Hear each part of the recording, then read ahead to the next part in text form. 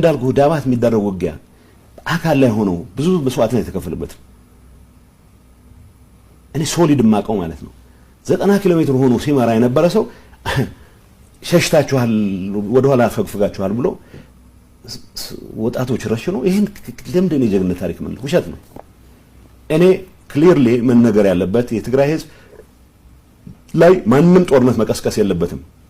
አሁንም እርግጠኛም ሆኖ ፌደራል መንግስትም ይሁን የሆነ የትግራይን ህዝብ በኃይል አንበረክካለሁ ብሎ ድንገት በስህተት እንቅስቃሴ ጋር አንበረክክ ምንም ጥያቄ የለውም።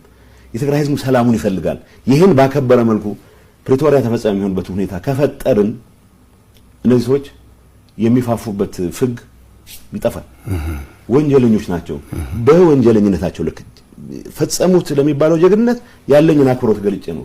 ስርቆት ስትጀምር ግን ሌባ ነህ። ሲምፕል ነው። ዲግኒፋይድ ሌቦች የሚባሉ ግን ዲግኒፋይድ ሌቦች ናቸው እነዚህ። የተከበረ ሌባ የሚባል